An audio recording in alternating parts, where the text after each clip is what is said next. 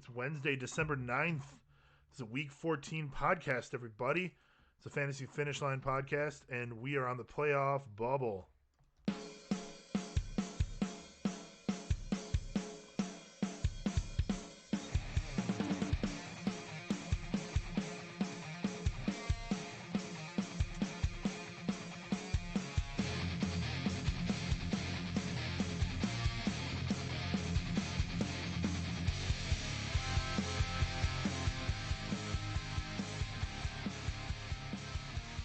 All right, we are here in the fantasy football playoffs. Thankfully, we are all present. I think there was one year when we played, we did the podcast and I wasn't in the playoffs. How was that for you? It was a very sad year. I had to keep doing the podcast and I had nothing to do. He's like, I need to have 12 leagues so that I can, for sure, And then I added 2 more leagues the next year. have I don't know. all the different spectrums of I feel like I maybe fantasy. made it one year and like got eliminated once. I'm in 5 of 6 leagues this year. I'm happy to report. The one league is a dynasty league where I wanted the first round pick, because I lost because I did really bad to start the season. So we're gonna go with that story, and I'm sticking to it. So, Dave, welcome. You are David Biggs, of course. I am Jason Evans. This is the Fantasy Finish Line podcast. It is Week 14. We're on the playoff bubble. This is going to help a lot. On the bubble. Yeah. In the playoffs. I like how you're putting us in this location. It's I can paint a picture here. That's the idea here. I got to paint an audible picture for those of you who are not watching us on YouTube. If you're not watching us on YouTube, then know that at a later date you can go to YouTube and watch us do the podcast, or you can watch us live do the podcast. Please subscribe to us on YouTube when you go there. But, of course, we have all the podcast channels as well, as far as Apple Podcasts, Google Podcasts, Stitcher. Yeah, give us a review on those sites. Let us know what you think, and that'll help us out. You can go to drinkfive.com and check out all of our articles every week. You can follow us on Twitter. You can follow us on Instagram. And we're at Drink5 in both of those places. Very intuitive, if you will. We are actually a self-promotional podcast. So if you listen for another 45 minutes, it's just going to be that. We're just going to keep talking about the places you can listen to the podcast. We're just going to keep promoting the podcast. We have a book out now, a book about promoting the podcast. It's just a book of advertisements about Drink5. Go to Amazon.com and search for the Drink5 advertising book. And on our website, if you'd like to watch 30-second videos of us advertising Drink5, that's all it is. It's going to be the first 30 seconds of this podcast, of this episode. Anyway, we're excited, right, that we are in the playoffs, both in 5 of 6 leagues, which is pretty cool. Yeah, that's good times. I wish we were out in the same league so we could just be like, that league is bullshit, man. I'm sure that's going to happen soon enough. After this week, there'll be a common league that we're both out of, I'm sure. But I'll tell you that more often than not, I think Jason and I, having done this for years and years now, and I'm not exactly sure how long, but probably 10 years, 10 plus years maybe even. Fantasy football? Playing fantasy football. Sure. We generally are making the playoffs in multiple leagues. And that's a good sign from someone who's, especially a person who's giving you so-called advice. self-proclaimed experts. Well, so-called expert. As a segue, I think tonight we're going to talk about something that has to do with that, right? Okay, so-called expert. But first, we need to discuss what we're drinking. If you look in front of us here, we have a fine selection of brews. Starting off to stage right, we have Nerd is the Word from Pollyanna Brewing Company. Didn't even need the can for that one. Oh, this is what we're drinking right now. It's got this lovely red color. It's a sour beer. It's freaking delicious. I really like it. If you were watching right at the start, we had a little tiny glass of a little brown liquid. That's the Woodford Reserve over there. Coming up next, we're going to have some of the fun-sized toasted marshmallow from Pollyanna. And then we're going to go to Graham's Jam from Scorched Earth. And if we make it that far, we'll hit up the Lagunitas Sucks that has the New Belgium bottle opener on it. Anyways, so Dave, we are on the bubble in terms of where you're going to start your players. Obviously, teams have made the playoffs or not at this point. So we're going to look at players who are on the bubble and decide how confident we are in starting them so we can help start your lineup. So what I want everyone to do is go to drinkfive.com and look at Dave's rankings. That way you can kind of follow along with us and see where they're at. Now, these rankings are a snapshot from Wednesday afternoon. Would the afternoon be accurate? Yeah, I think I last updated them, and I think they actually say that on Fantasy Pros, which is When super they were cool. last updated, And yeah. you'd be like, okay, well, I like this guy, but he updated this 7 days ago, so maybe we don't pay attention to Right, his and I rankings. would guess that you'll probably update them again sometime later in the week, maybe Friday-ish, and then again on Sunday morning Yeah, and throughout the week when things happen, if there's injuries if or there's updates. news and stuff. But in general, every couple days I do a full update, and it's a time-consuming thing. But I'll tell you what, we were just discussing It's a this. labor of love. I mean, last week I was the number one expert overall for wide I was receivers. getting there, but you can toot your own horn. Have fun. In week 10, I was the number one expert overall in wide Yes, you were. receivers. So I'm hoping that there's something good there. You know, if there's anything that's going to throw you off, it's going to be winning. You're going to like, what did I do? I don't know. You're gonna rest on your laurels there, No, Dave? I have to do what I've been doing and hope that that's something that's consistent and can be demonstrably uh, uh, said as exactly that. Repeated. But as Jason said, we're taking today to look at quarterbacks who are ranked between 11 and 15 on my rankings, and then tight ends who are ranked between 11 and 15. The idea being these are guys who you are not in the top 10 in general for people starting this week, but you might have to make a decision to start one of them or pick one up and start one. Right. And then running backs between 21 and 30, which is giving you that position of like that low RB2 or RB3 or Or a flex flex, player. yeah. And then I believe wide receivers between 26 and 35. And we moved the wide receivers out a little bit just because wide receivers generally in leagues have maybe 3 slots instead of 2 or more widely available. And certainly the pool of players is more prolific. Is definitely much larger. And I would say in the first 5 of that group, there's definitely guys who you may or may not want to start, depending on how your team is. Yeah. Obviously, if you're making the playoffs, chances are you have a good team. Congratulations, good for you. So we're going to grade them all on a scale of strong or weak start, neutral, weak sit, or strong sit. So kind of like 1 to 5 ish, but we'll give you words rather than numbers, so it's easier to follow along. So as I said, this is all based on Dave's rankings, which are exclusively available on drinkfive.com. So if you do want to be the best at ranking your wide receivers, then you do have to go to our website to look at that. Now, if you go to Fantasy Pros, where Dave is compared to all the other experts in the fantasy world, then you can compare him to other people. You can have him as part of the expert consensus rankings that you look at, which I highly recommend. You make sure that Dave is included in there. And like you said, he was number 5 overall in week 10, number 1 at wide receiver. In week 12, he was number 11 overall. I'm sorry, in week 12, he was number 5 overall. In week 10, he was number 11 overall, number 1 wide receiver both weeks. So Doing well, well yeah. done, buddy. Cheers. So give us a little rundown. Give us a little minute or so about what you liked, what you're thinking about when you're making the rankings, and what you the way that you come up with them, and sort of how to interpret them. So what brought us to this conversation is Jason and I were talking about earlier today how we would set up for this show, and if I was just providing the rankings, then wouldn't those rankings themselves present exactly how I felt about those players? And in some respects, they do. If we look at, for example, wide receivers between 26 and 35, obviously ranking them by how I think that they will perform going forward. But I think what Jason is alluding to and what I'm about to explain is that the way I do the rankings is, of course, different from how I would say you should start this person or sit this person. Right? Sure, he's not gonna just always start one over the other based on the rankings, because that's an impossible way of doing the rankings. Yeah, nobody should do that. But the rankings are built on historical data of the player from the past certain amount of games that they had played, the matchups going forward in this particular week, and also information about that player that is available to me as far as was that player injured? Does it seem like they're losing status on the depth chart and not being targeted as much? Yep. Are they moving forward in a trend or backwards in a trend? And so those things are the way that the rankings work. And that's not exactly how I would directly interface with a question. So there could be times, for example, there have been times when people will come on the podcast or ask questions on the podcast about who should be started.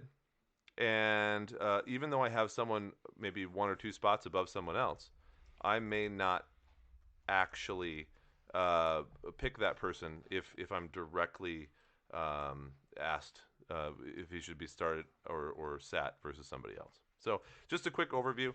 But let's go ahead and go through these. And I think we're going to start with Jason. Yeah, we'll dive into the quarterbacks. So starting at number 11, you got Ben Roethlisberger, who started strong on Monday night against Washington. But as happens all season for the Steelers, they have trouble scoring in the second half. This week, they really need to address that in order to keep up with the Bills. They do play the Bills. I forget if it's at home or in Buffalo.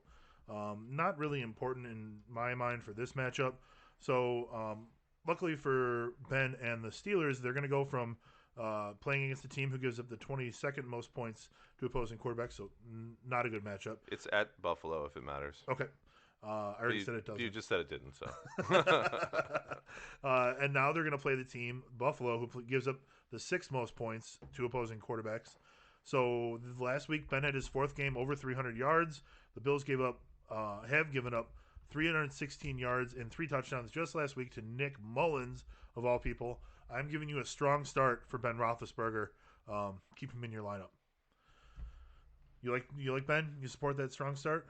Yeah, so for each one of these guys, I think we should probably give our opinions. And I would agree. I think this game is a comeback game after losing to Washington. They're going to be an angry team that has most of their players healthy, with the exception of a couple guys that were injured last week. So you might say short rest, but however, both teams are on the same amount of rest. Yeah. So I'm not really concerned about that. I say strong start.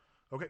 Tom Brady at number 12. He has had his share of clunkers this season, but I don't expect one this week. He's coming off of a bye. He's facing the Vikings. They give up big points to any quarterback who has a decent wide receiver group. So they're not necessarily up there in terms of fantasy points given up to quarterbacks, but whenever they play a team that has good wide receivers, they're going to have a good game, because what ends up happening is that they give up tons of points to the opposing wide receivers.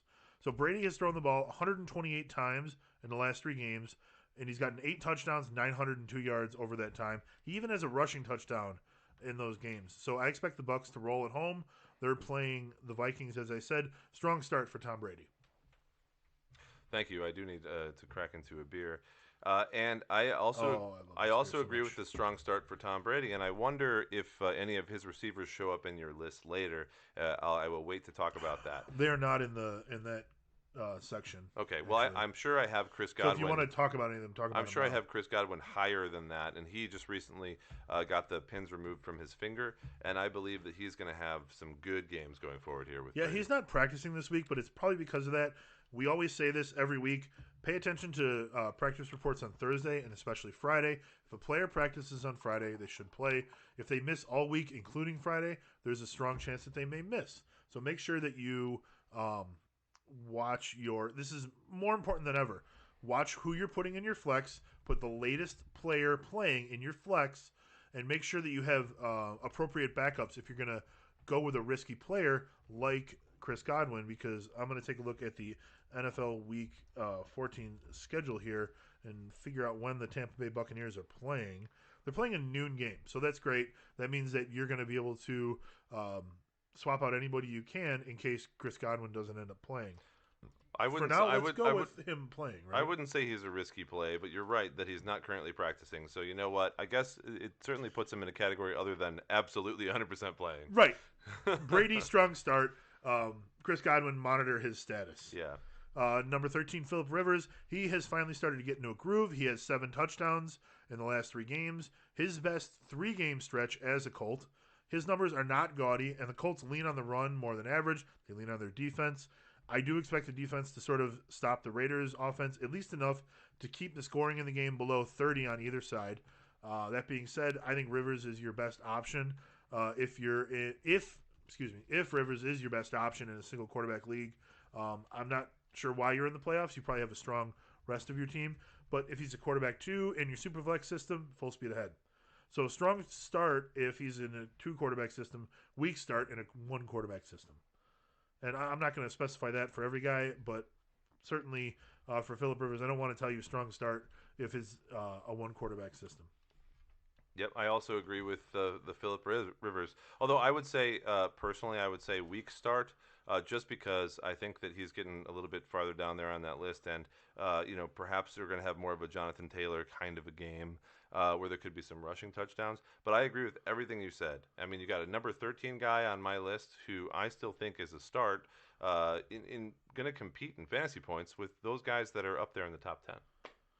Okay, so we've got Mitchell Trubisky at number 14. He's only starting because he's the lesser of two evils for Chicago right now. Nick Foles has been garbage. Trubisky is trailing his stats from last year and trailing his stats from 2 years ago, which was his best statistical year. So he's trailing in completion percentage, yards per game, interception percentage, meaning he's throwing more picks. This week he plays Houston. I can't imagine a scenario where he turns into a top 10 fantasy performance. He has not been rushing this year to augment his stats like in years past where he was worthwhile in fantasy. The Bears have lost 6 in a row, I believe it's been, and I don't think that they turn it around anytime soon. Weak sit for Trubisky. He may be a necessary start in 2 quarterback leagues, but in most places you're going to want to sit him. So I have such a weird relationship with Trubisky because I have never ever owned him in a fantasy league, right? Neither have I. But I know that there are times in which he generates 20 plus fantasy points for a person consistently. Now I don't think that this year is one of those times, so I'm going to go right there with you, and I'm going to say he could certainly generate those 20, but he'll probably score 13 points. So rounding out the quarterback list here, we got Matt Ryan, who is Dave has him ranked 2 lower than his ECR expert consensus ranking. His ECR is 13. You've got him at 15. It's clear that you're not very impressed with his performance lately. Honestly, neither am I. In his last 3 games, he has 3 touchdowns, 3 interceptions, only 230 yards per game, a 52% completion rate. Granted, he played 2 of those games against New Orleans. However, he should do better than the garbage numbers I just read off to you.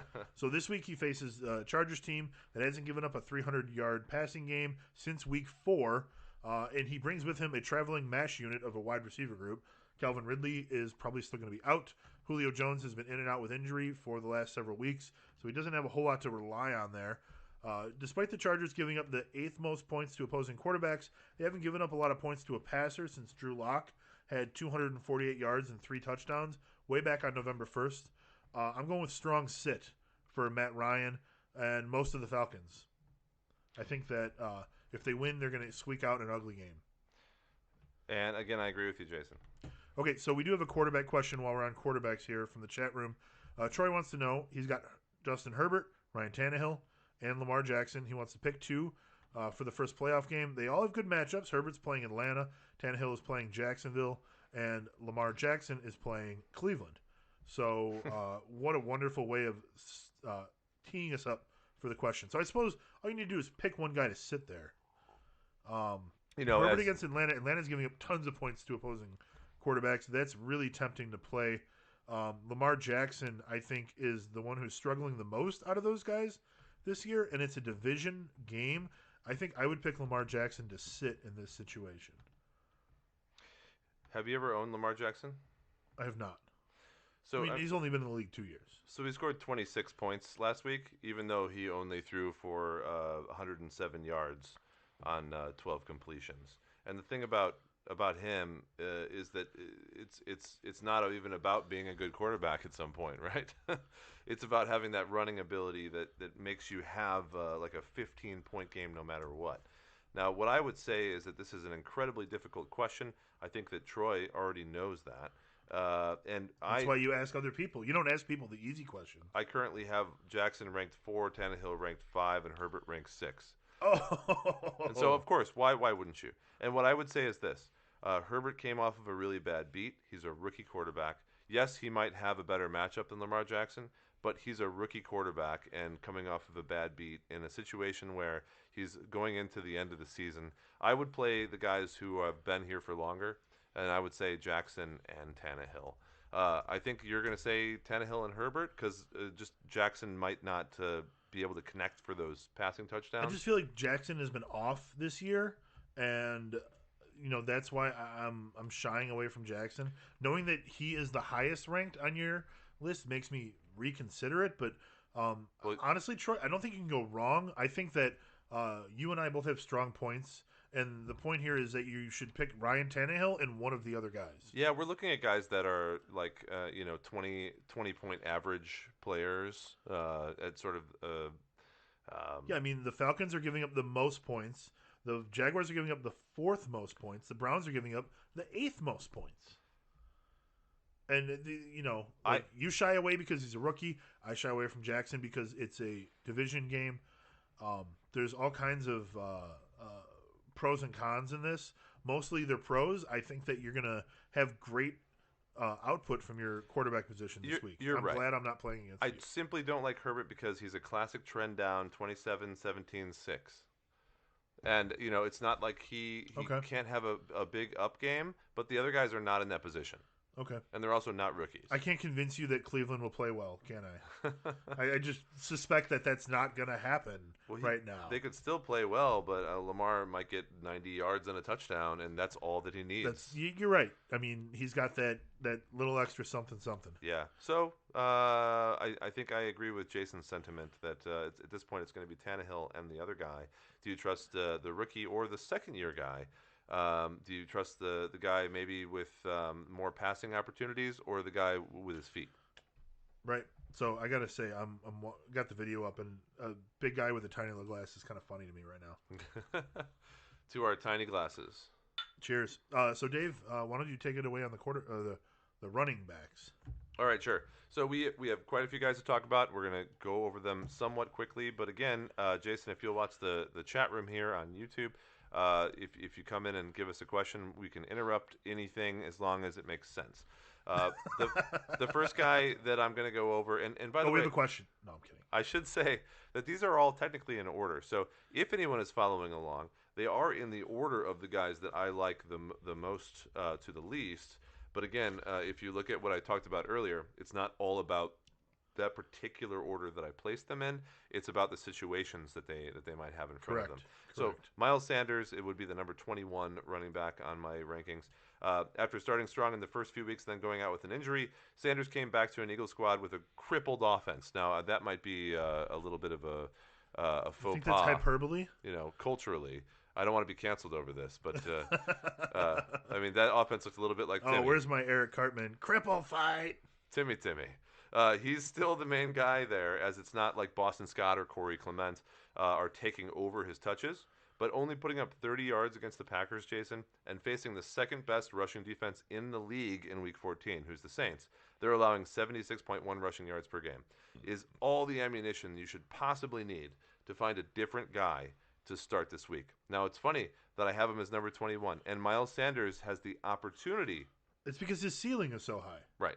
You right now, you're looking at a guy with a very low floor. It's the range. And a very high ceiling. Right. But his floor is far lower than normal. So for me, he's a strong sit, and I don't feel like he's going to do very well. But because Jalen Hurts is the quarterback, it's very, very variable. And now all of these are relative to your team. Like, I have a team with Jonathan Taylor and, like, Le'Veon Bell. So, of course, I'm going to start Miles Sanders on that team if I were so lucky. But... in a vacuum, strong sit. I agree. Okay, David Johnson, the next guy. A good sign to see David Johnson log 10 carries for 44 yards and a touchdown in his first start back. Now, he was out for a couple of weeks, actually, I think 3 weeks, says suffering a concussion in Week 9 against the Jaguars. Will Fuller is now gone, suspended for the remainder of the season. So I look for Johnson to be more utilized as he was in weeks 1 through 7 at the beginning of the season. So during that stretch, he averaged 14 plus carries per game and 12 plus fantasy points per game. A strong RB2, like a high to mid RB2 guy. And the Bears have a good rushing defense, but I don't think the Texans fall behind in this game. So I think because of the game script being positive for Houston, or at least being on track, we're going to have David Johnson with exactly that, somewhere between 12 and 16 carries, and the opportunity to score a touchdown, which puts him still back in that RB2 category. So as a 22, as someone who's borderline, I like him, for example, more than Miles Sanders on my team. I mean, in consecutive games, they've given up respectable starts to Adrian Peterson, Jamal Williams, Dalvin Cook. Well, Peterson scored like 2 touchdowns against him, right? So, Yeah. but they're certainly giving up some points. Adrian Peterson has owned the Chicago Bears Forever. Yeah. So I like that weak start for David Johnson. Cam Akers is the third guy that I have, of course, of the Rams. Akers is still only 71% owned in flea flicker leagues, but he's trending straight up. His last 2 games saw him carry the ball a combined 30 times for 156 yards and 2 touchdowns.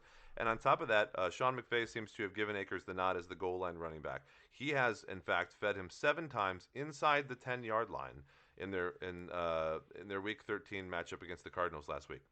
All signs point to Akers being the guy. When you look at Darrell Henderson and the other people on the team, it seems like they're sort of fading away as Akers is brought up as this guy. Now, do you trust Sean McVay? I'm not sure, but he is trending up into a good situation. I think that he might end up being a massive pickup for fantasy football playoffs going forward, especially considering that a couple of weeks ago he was a guy who had been dropped previously and not really owned by anybody. Yeah. So this is my favorite start maybe out of everybody here. I consider him a strong start and someone who will be a strong start going forward. The only thing that I have concerns about is the Patriots, who certainly had the Rams numbers a couple of years ago. But I thought perhaps, if they were doing anything with their particular method of defense, they might blanket the receivers and let Cam Akers do whatever he's going to do, still resulting in an 80-plus yard game. So what Bill Belichick is best at is a lot of things. I should say one of his trends is that he will take away the best weapon on a team. The best weapons on that team are Robert Woods followed by Cooper Kupp. Yep. So you're totally right in that they're going to focus on the pass game. I do believe that the running game will have a little bit of room to breathe. Yeah, I like that. That's what I'm thinking. So, I mean, he might not have a great game, but he'll certainly be a good RB2 on your team, I think. Yeah, as like a flex guy, strong. Kareem Hunt, next up. With Nick Chubb active and taking over primary ball-carrying duties after he came off of IR, Hunt's double-digit fantasy performances that you've seen over the past weeks are likely over. The last 3 weeks, actually, have resulted in a consistent amount of work, but that work is 12-ish carries and a target or two. And that trend should continue as long as Chubb remains healthy. That's just not enough. It's not enough for Hunt to be someone relevant on your team.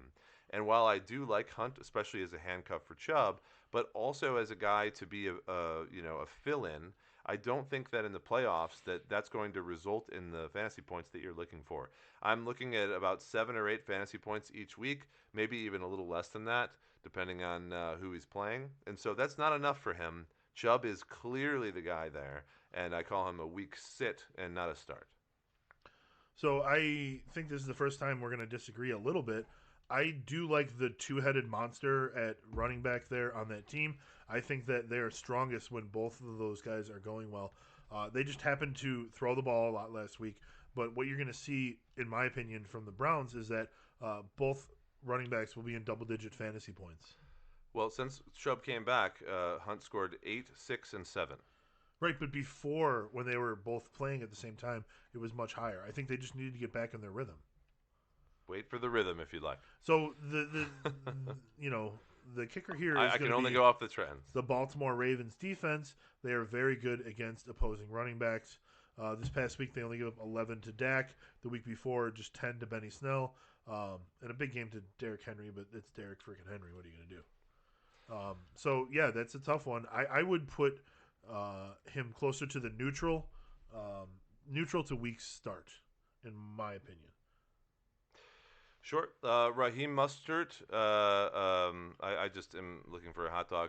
There was some hype for Mostert coming back from IR to lead the 49ers run game, but it has gone flat along with his opportunities for fantasy production in this situation. And he only had 9 carries last week against the Bills. And Jeff Wilson had almost as many carries. He had 7 for more yards and 5 times the number of targets in the passing game.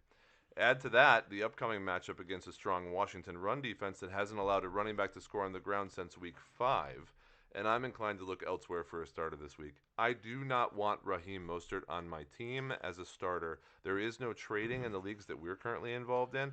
I'm not necessarily cutting the guy. I am not starting him this week, and he's a weak sit for me.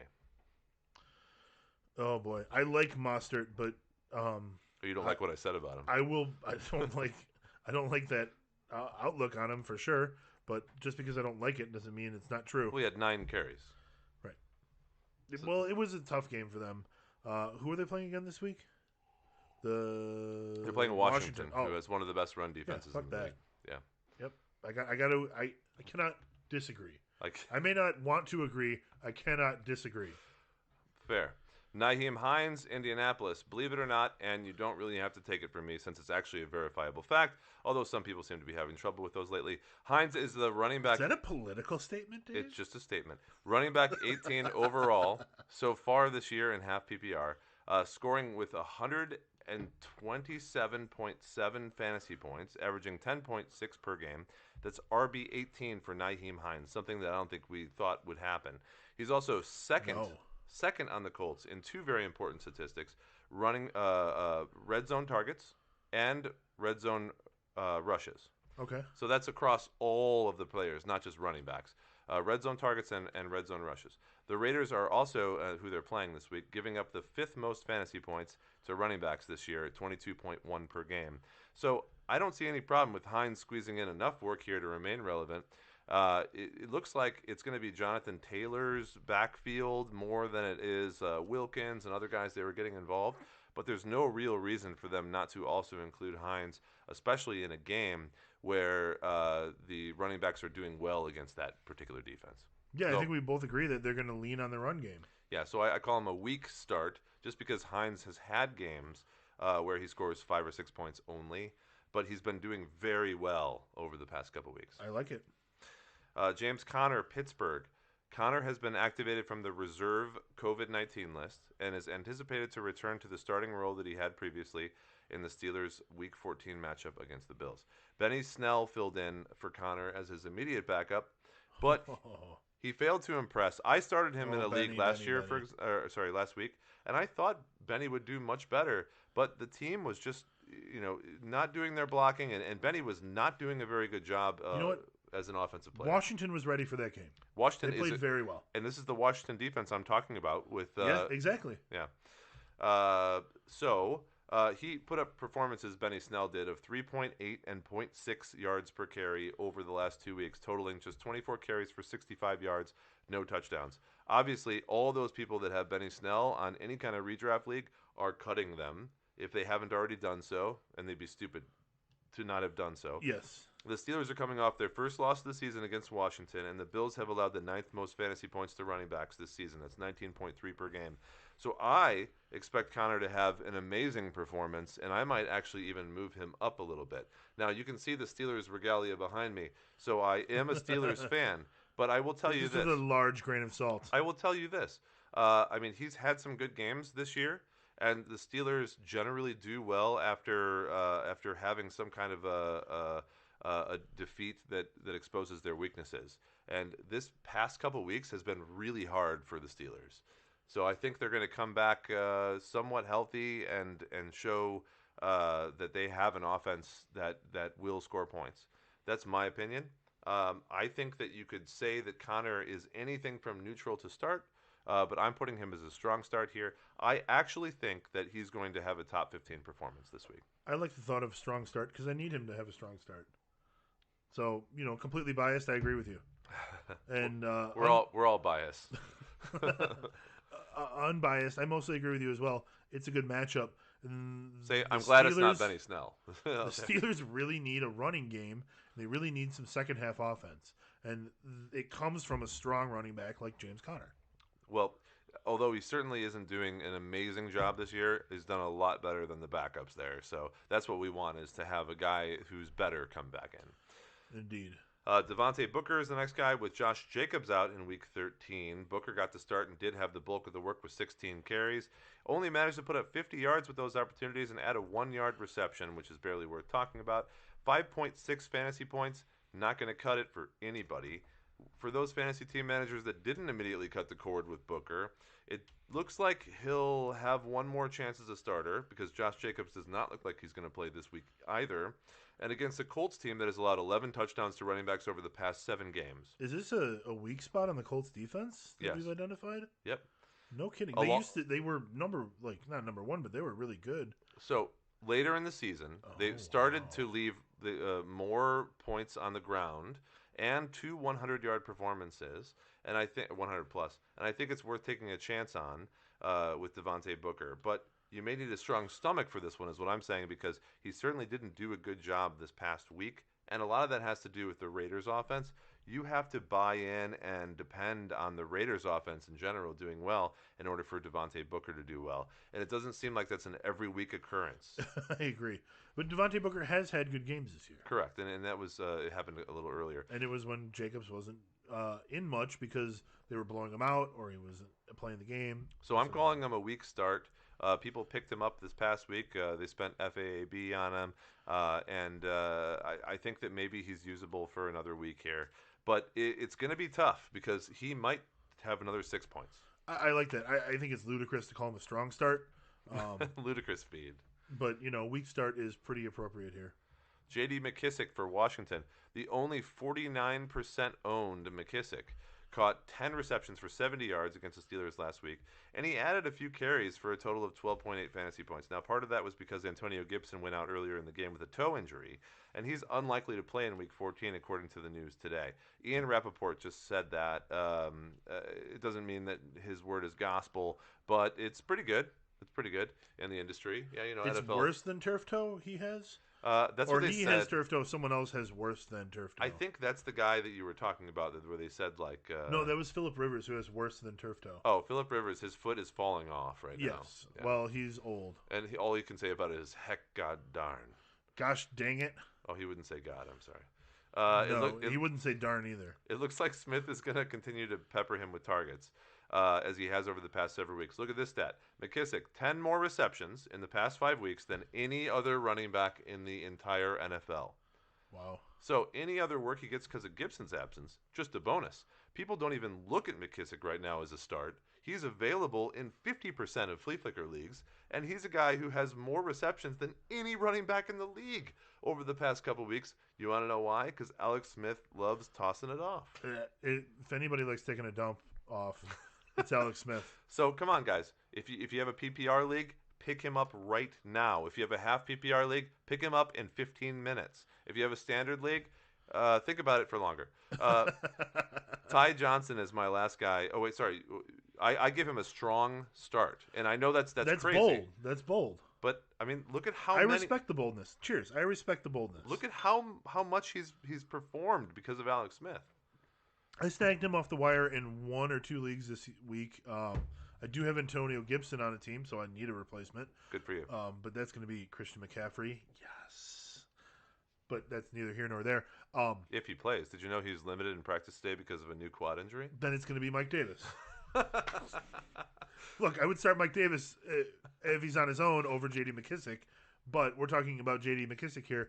I love his passing. Who plays in standard leagues anymore anyways? You're going to get points just from all the catches. You're going to get yards. You may get a touchdown. Who are they playing? We kept talking about the other side of that matchup. Yeah, they're playing San Francisco, and San Francisco is allowing eminently beatable. Yeah. So anyway, it's a matchup that you can use, and it's definitely a matchup that could be good, especially because of Gibson. But these things are dependent on one, Gibson not playing. And 2, Smith still keeping that trend with throwing McKissick all of those targets. Okay. But it's likely that it will continue to happen. I will be surprised if McKissick does not get probably 5 or 6 targets in this game, especially with San Francisco, because they're probably going to try to blitz a bit, I mean, San Francisco is going to do what they're going to do, but I like there's this Madden guy a lot. for you over here. Thank you. Ty Johnson, do you give him a start as well, or are you not sure? I choose you to the boldness of your start. I would give him at the very least a weak start. Okay. The strong start is very bold, and I will say that. Strong bad. Yeah. Ty Johnson, my last guy, 22% owned. Ty and Josh Adams are the last 2 left standing in the Jets running back room of note after Frank Gore exited with a concussion last week. I must say I was not happy, but it was a good turn of events for my team when Frank Gore ended up getting a concussion because There You're was playing against there them. was a team that could have beaten me there with Frank Gore points. Now with Frank P. Gore still had to score points. Yeah, but he was getting like 80 yards a game. So with P. Ryan out and Frank Gore out, and maybe going into the next week because he's an older guy, he's like 37, Yeah. gets a concussion, probably out for 2 weeks, I would say. I don't know. Please take your time coming back from a concussion, whoever you are. Watch some Ozark or something. Like, Especially if you're enjoy yourself. a running back who's been on the verge of retirement, according to us, for the last 8 years. I still think in 5 years we're gonna be like, why is Frank Gore playing for the Cincinnati Bengals? Like, what is happening right now? He's going to be on the Patriots at some point. Don't worry. So Johnson put up 104 yards and a touchdown on 22 carries, and is the best bet for fantasy production for the Jets at running back. But Therefore, Gore could be back, or Gase could decide to feature Josh Adams instead, since nothing that the Jets do matters. it's true. And I can't see my way to recommending Ty, even though he should have the same kind of upside as Gore does, even though he's a second-year guy there who is itching to show what he has to offer as a sixth-round running back rookie prospect in 2019. I just can't see my way to recommending Ty for play during this all-important first week of the playoffs. Do you want to put your week in the hands of Ty Johnson? I think the answer, resounding, is going to be no. Hell no. So I'll put him as a To be week. specific. I'll put him as a week sit because we can't really determine how the Jets' offense will fare from week to week. We do know that We need to note that last week they gave up a combined 30 points, the Seattle Seahawks, this week's opponent of the Jets, to Alfred Morris and Wayne Gallman, and their loss to the Giants. Yeah. So the Seattle Seahawks defense, especially against running backs, is susceptible to points. So it's not like Ty Johnson is someone who doesn't belong on this list. It's just that it's the Jets. So you would laugh us out of the room if we told you to start him, especially strongly. That's right. So so what are you thinking for him? I personally am going to give him the week sit. Is he going to be a sit for you as well? That's fine. The Seahawks are going to rebound against losing to the Giants, and they will destroy the Jets. There we go. So let's move on to the wide receivers. Okay. We're going to start here at the 26th if you're following along at home, where we have Devontae Parker. So last week, Parker was ejected from the game. Otherwise, he may have wound up with stronger stats. He still had 8 targets while missing about 20% of the game. This week, I expect the Dolphins to be more disciplined, so no ejections, hopefully. They do have to face the Chiefs, who are giving up the third fewest points to opposing wide receivers. So I'm neutral about Devontae Parker this week. He needs a lot of targets to be productive, but even when he gets them, he's not necessarily great. He can turn in sub-10-point performances, and he has Tua and not Ryan Fitzgerald. Ryan Fitzpatrick. Pardon me. There's a difference here. They're completely different people. One of them can't grow a beard. One of them is magnificent. So we do know that the Dolphins are going to need to throw the ball a lot to keep up with the Chiefs. But when you're looking at a lower WR3 or flex option, I am completely neutral when it comes to Devontae Parker. Do you have any strong thoughts one way or the other on Devontae Parker? No, I don't, and I don't want people to be neutral when we do this. And that sucks to be like, we just don't know, flip a coin. But I feel that way about I Devontae wouldn't say Parker. flip a coin. I would say he's where he's ranked. When I say neutral, I mean like he is a lower WR3. And so if you have 3 wide receivers, then you're starting him. But if you have 4 wide receivers, you may not be starting him. I'm just saying I agree with you. It's just difficult to not have like a strong opinion about someone. But I guess, yeah, in some situations. You're saying in very strong words, maybe. That's right. That's right. So Brandon Cooks is next on the list. He had a tough matchup last week. He has another tough one this week. He faces the Bears, who have given up the 4th fewest points to opposing wide receivers.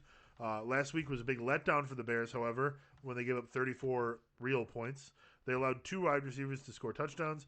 Cooks has to fill the WR1 role all by himself since Will Fuller is out. Last week, Kiki Cutie, that is not easy to say after you've had a beverage or two, he excelled in a WR2 role because he didn't get a lot of attention there. So I expect him to get more attention this week. That's going to allow Cooks to open it up a little bit more. I'm going to go with a strong start for Brandon Cooks this week. I expect Watson and the Texans to roll over the Bears. I have nothing else to say. I think that's exactly right. Yep. Public is big on the Texans this week. If you're a gambling man, I mean, it just makes sense to be honest. I agree. So Debo Samuel last week he had just one target through the first half, but he salvaged a decent game. He had 6 catches for 73 yards. It was a follow up to his 11 for 133 performance, which was his return to the lineup. This week he faces the Washington football team. This game keeps coming up. We need to watch this game, apparently. It's red versus burgundy. So they are giving up, the Washington football team, that is, the second fewest points to opposing wide receivers. Despite that tough matchup, Samuel has 22 targets in his last 2 games since he's returned to the lineup. I want him as at least a week start consideration this week. I only leave him as a weak start because of another guy we're going to talk about in a minute.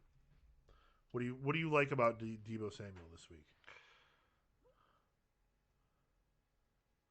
What do you not like about Debo Samuel this week? I think I'm pretty neutral on Debo Samuel. Okay, fair enough. Yeah. So we got Juju Smith-Schuster as the next guy. He has essentially redefined his role. Perhaps his choice, perhaps not his choice, the team's choice. He is a possession receiver now. He has not cracked 100 yards in the season, but he only has one game below 6 receptions in his last 7 games. So he's getting the ball very close to the line of scrimmage or close to at least the first down marker and not really getting it down the field. He is a PPR beast. He has the best catch percentage of his career. And unless you're in a full PPR league, I'm going to remain neutral about Juju Smith-Schuster. There are 2 more talented pass catchers on that team that Ben has to look at to kind of keep pace with the hot Buffalo offense. So I'm going to go with neutral on Juju as a very low WR3 slash flex option. If you're in a league where you get first down points and catch and PPR, that might bump him just a smidge. He's honestly being utilized, but as a Steelers fan, I mean, I look at it and I see that I don't think that he's going to have a future with this team. He's important to the team. Because Washington, Claypool, and Johnson are the guys that they're really going to. Yeah. But you're right. I mean, he's still being utilized. It's just at a lower level, which is very disappointing, especially for fantasy team managers. And so I would have to call Juju at this point a weak sit. So I don't stray far from where you're saying. Okay. But I just think there's too many receivers out there for the Steelers right now. Fair enough. So next on the list at 30 is Brandon Ayuk. So he's on a 3-game scoring streak. Consecutive for him, not for the team. He's missed a few games in there. He has 6 touchdowns on the season in 9 games.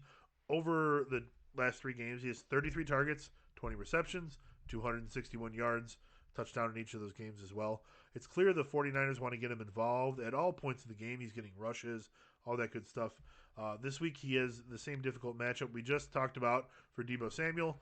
I agree with Dave that Ayuk is better than people think. Dave has him 2 spots above his ECR.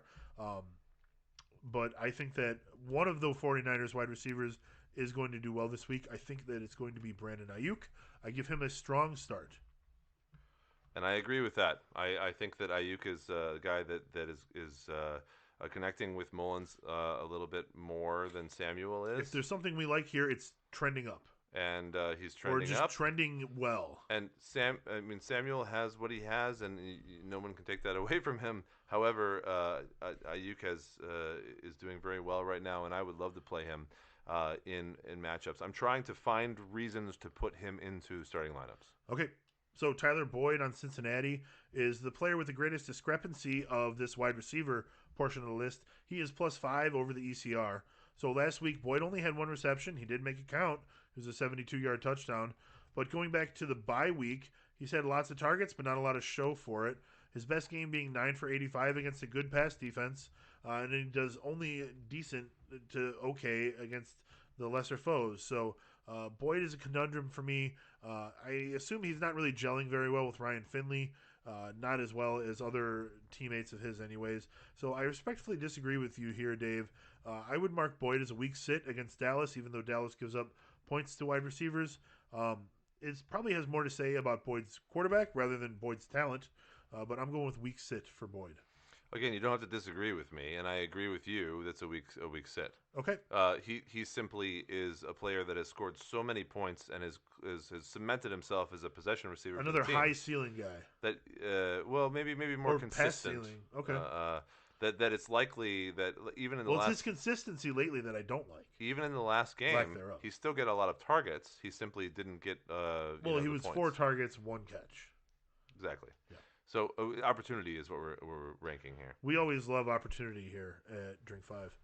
So, Cole Beasley of Buffalo, he is on a tear lately. On Monday, he had his best game of his career. Throwing He's touchdowns had, and shit. yeah, 2 games ago, he threw a touchdown. He's had 3 of his best 5 games in terms of receiving yardage since week 7 for his whole career. So, unfortunately, between those games came absolute clunkers. This week, I think I used clunkers earlier. I got to watch my adjectives. Are we comparing him to cars, or like what's the metaphor here? I think that like Cole Beasley's games when he's not doing well is like a car that It's like a is great, and then you start it up one day, and it's like do you just imagine making him? awful noises. Do you imagine him like a Ford Escort, Cole Beasley? No, it's like he's like a really cheap muscle car that like is good like on occasional Sundays, and that's about it. All right.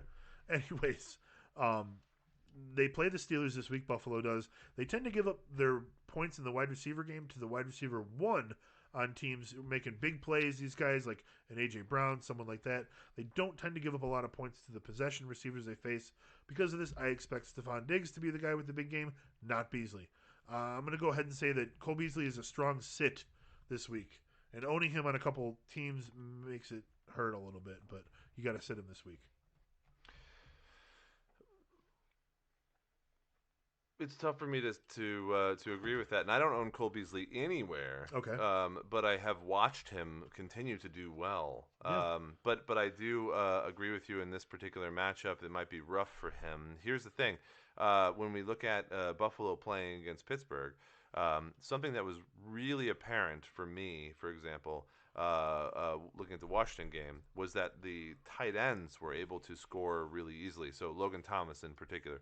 A lot of that has to do with the fact that the linebacker was out after another one was injured. Now we have the third string guy in calling plays in the defense, and he simply is not going to be good enough to defend against a lot of that short range game from the passing offense.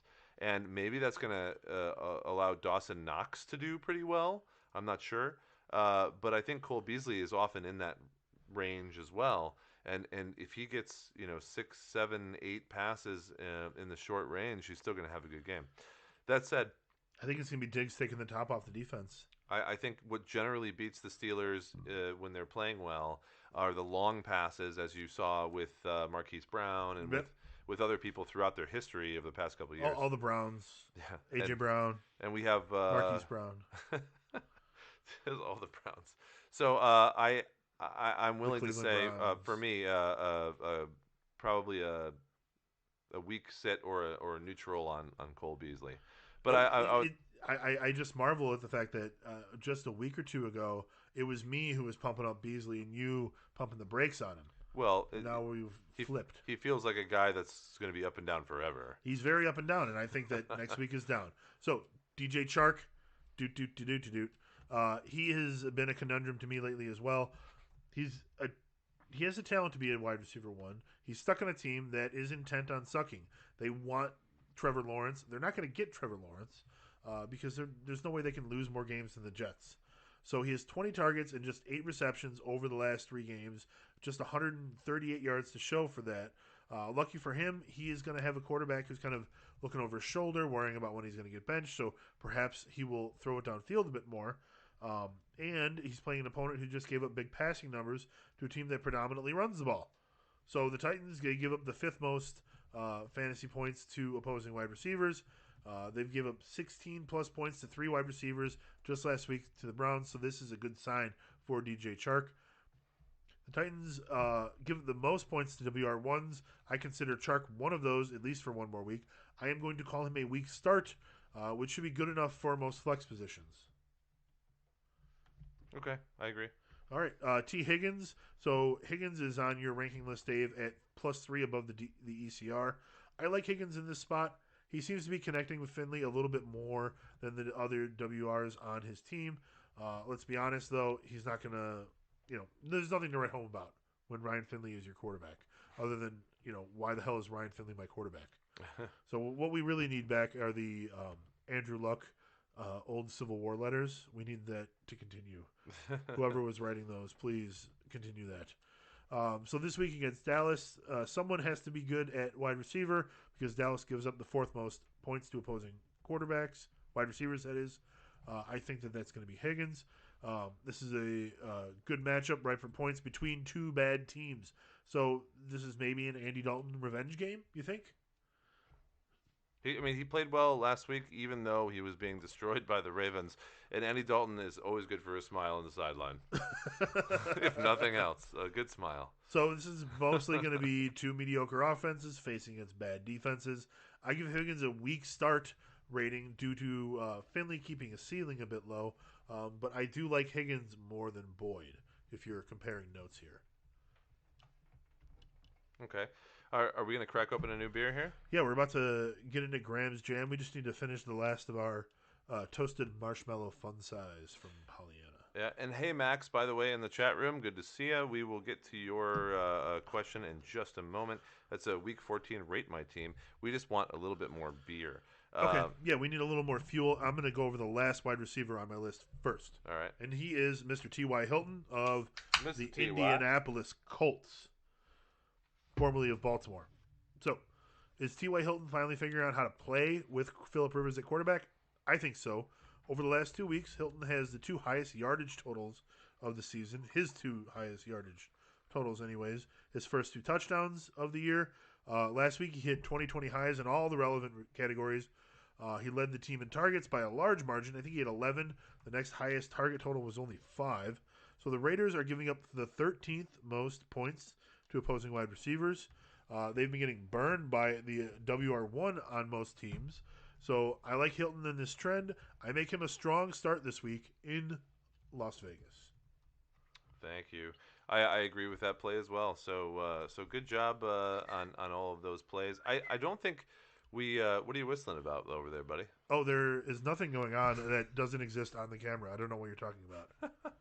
So we haven't disagreed on most of the plays. I feel just a couple, and perhaps we can go and audit that and look at how everybody did next week. But you know what's good is if two people who have talked about fantasy for an entire season do tend to agree on some of these things, it means that And they both made the playoffs in 5 of 6 of their leagues. we're doing good shit. We want to spread that out to you guys as well. So let's look at a question by Max, and he says, rate my team: Mahomes, CMC, Zeke, Adams, Woods, Kelsey, AJ Brown, Myles Gaskin, or Mostert at flex. And I'm saying, Max, don't give me that shit, man.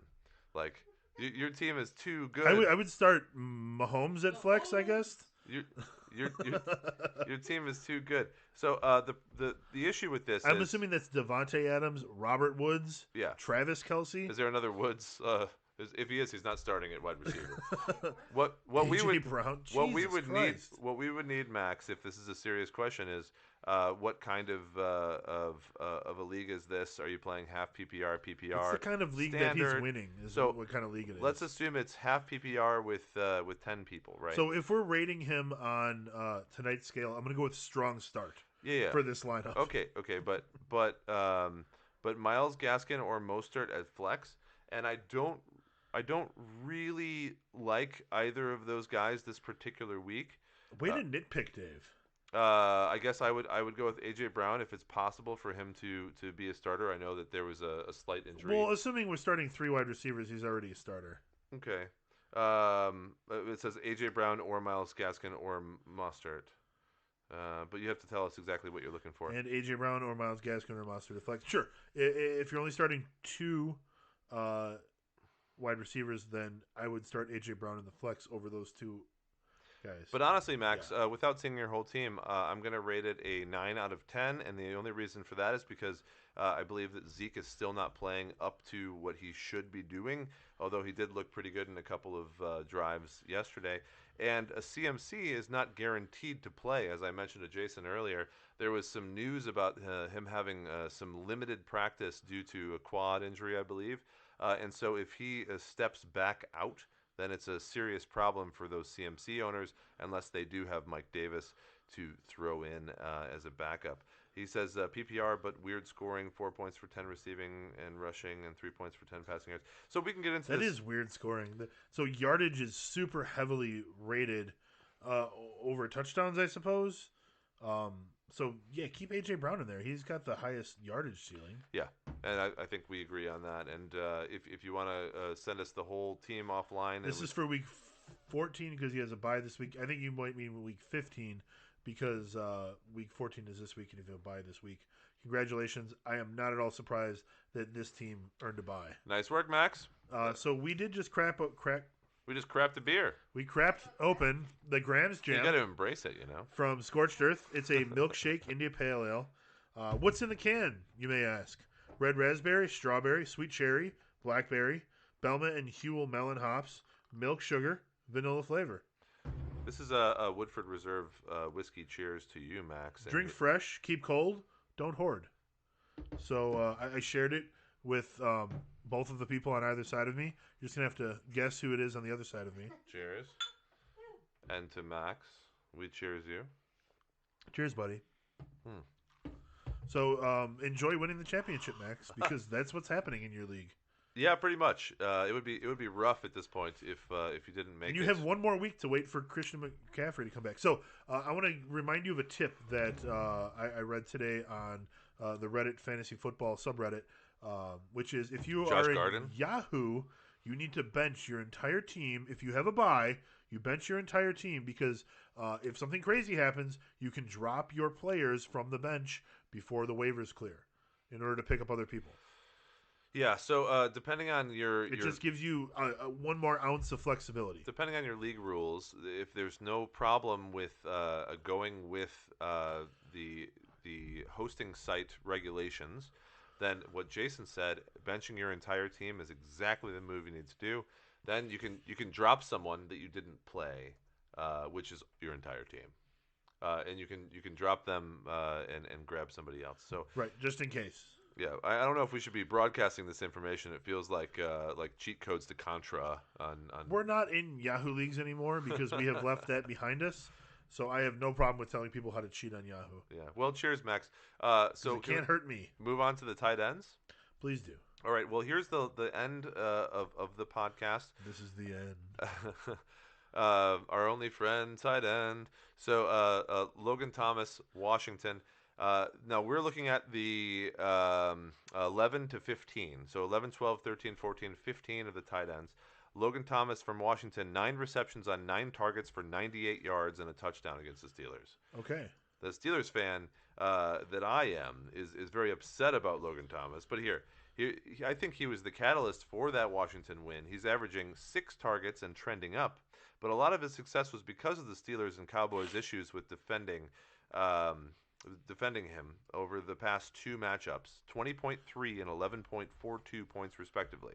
In other games with Alex Smith at quarterback, Thomas has little to no success, being held multiple times, 1, 2, 3 times with Alex Smith as the quarterback below 30 yards. Yeah. So I think it really has more to do with those defenses handling Logan Thomas than it does with Logan Thomas being an above-board tight end.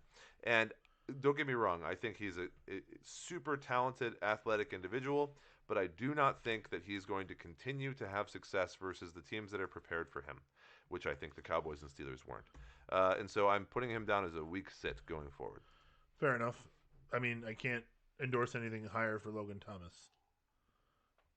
Well, I mean, 9 for 98 and a touchdown is pretty good in this barren tight end wasteland. It feels like his ceiling, though. It certainly is. It's the best he's ever done. It was a historic game. Okay. A historic game for him. Let's look at another guy, Dalton Schultz from Dallas. And my opening statement here is just, man, the Cowboys suck. Boy, do they. Regardless, there's still going to be fantasy relevant players from the team, and Schultz has a terrific matchup against the Bengals this week. They're giving up the second most points against tight ends, which is 10.5 per game.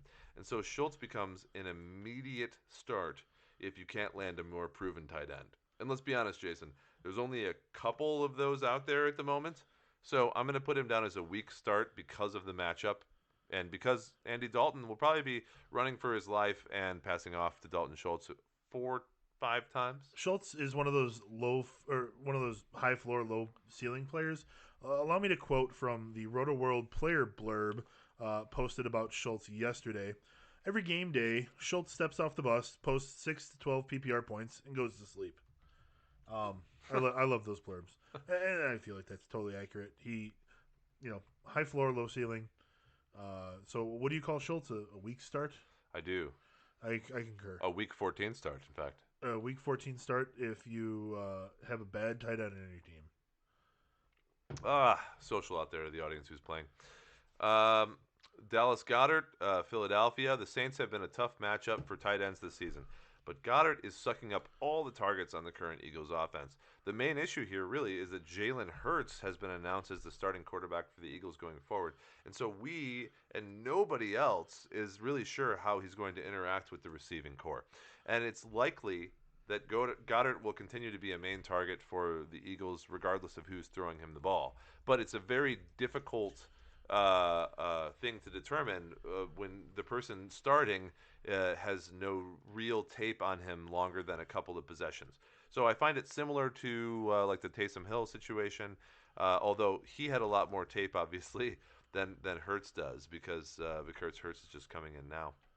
I still think that Goddard is a strong start as probably the only person that is worth starting on that team that will be getting targets as a receiver. Like you used to start Fulgham, maybe you were starting Jeffrey, or looking at all these other players that are on the Eagles. Who's even the starting 3 wide receivers for the Eagles anymore? Nobody knows or cares because no one's starting them. But Greg Ward, Travis Fulgham, and God, I have the list in front of me, and I'm not even going to be able to pull it up in time. Well, Jalen Reagor. Okay, yes, you're right. You win the award. I win nothing. But the fact is that they're just going to keep throwing the ball to Goddard, I think, because that's the playbook, and he's going to be a 1 or 2 look on all of those plays. And guess what? Jalen Hurts is a 1 or 2 look quarterback. So who's it going to go to? The tight end. That's my opinion as a strong start.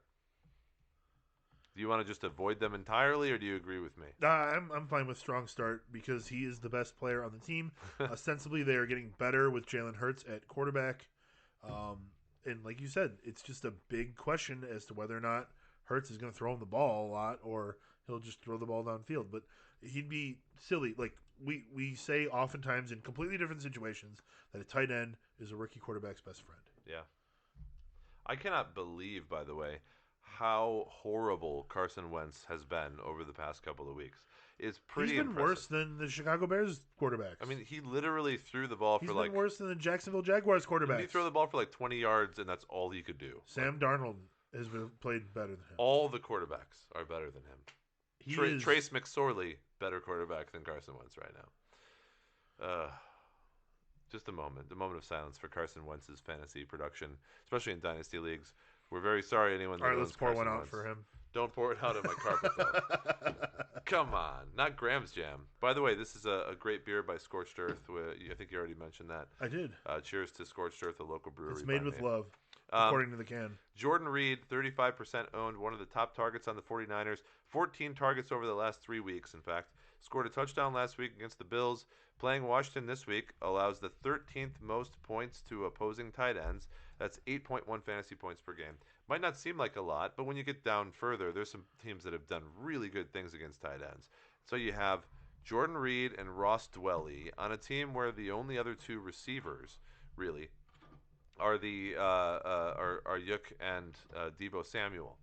And I think that they are still very much a George Kittle-esque team where they're looking at Jordan Reed as being the guy. And so I think that Jordan Reed is probably going to expect and get 4, 5, 6 targets during this game. I don't know if he'll get a touchdown because the 49ers offense is very unpredictable at the moment. But again, with tight ends being the situation that they are, Jordan Reed, as long as he's healthy, is probably a top 15 tight end, no doubt. So we do have a question from the chat room. Put him in as a weak start. What do you have for Jordan Reed, do you think? Jordan Reed, I mean, he's never going to be more than a weak start for the rest of his career, right? Yeah, that's what he is now, I suppose. So this is his best matchup. Weak start is appropriate. Okay. Yeah, and the question? MathQuest, our weekly friend who comes and asks questions, buddy, you're 15 seconds too late. He wants to know about Dallas Goedert being dropped to rank 13. Is it mostly due to the tough matchup against the Saints or the change in quarterback position? Now, we did just talk about Goedert, but can you give him a 5-word answer? Yeah, so and his follow up is, if the ranking drop is expected to be more permanent, should I replace Goddard with Logan Thomas or Mike Gesicki? And I don't think that that's the case. I think that he'll be just fine. The reason for the ranking drop is because of the quarterback change and because of how horrible the Philadelphia Eagles offense is. And I think that he'll be just fine. We got to finish up before this microphone hits me in the face. I got you, man. I mean, why don't you take over for me? I don't have anything to say about this last guy here. We have Anthony Ferkser of Tennessee, and the one thing I would worry about with Anthony Ferkser is that he is going to be possibly replaced again with Jonnu Smith. But Jonnu Smith, when they were both around, was getting fewer targets than Ferkser over the last couple games. So, Dave, where do you stand on these two Smith-Ferkser guys? Look at these guys. I think it'll last for the next 5 minutes. I think we're good. I just noticed that it was suddenly in my face. So, Jonnu Smith has been injured for a little bit, and I think as he comes back, it's going to take those targets away from Anthony Ferkser. But the reason why you saw Ferkser in general was because Derrick Henry was becoming the primary focal point of the Tennessee Titans offense. And I mean, how good has Derrick Henry been? Well, the reason for that, or part of the reason for that, is that Jonnu Smith is a really good blocker, one of the best blocking tight ends in the entire NFL. Yeah. And so why would you not have him block if it means that Derrick Henry is going to run for 6 yards per carry? The answer is you do have him block every single time, which is why Ferkser was the guy who ended up coming out there as a move tight end. But I think you'll see that interrupted as Jonnu Smith comes back. And they find out that people have started to scheme against Henry, which we saw in the last matchup. Are they just starting to do that? Yes. So we want Jonnu Smith in our fantasy lineup over Ferkser for sure.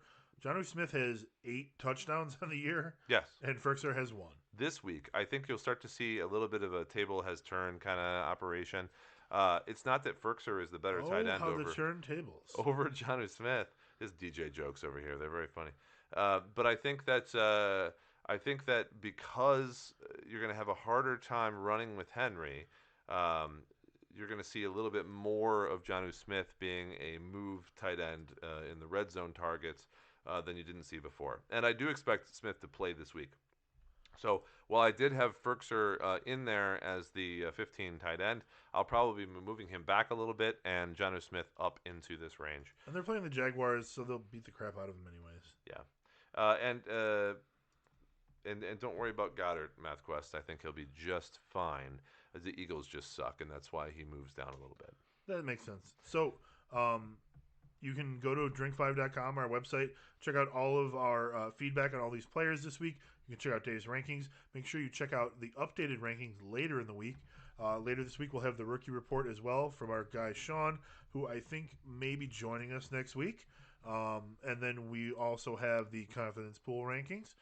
We've got some other surprises along the way, so please subscribe to us here on the YouTube channel and follow us on Twitter and drinkfive and Instagram at drinkfive at both those places. And we'll see you guys next week. Bye, friends. Until next time. Subscribe to all the things.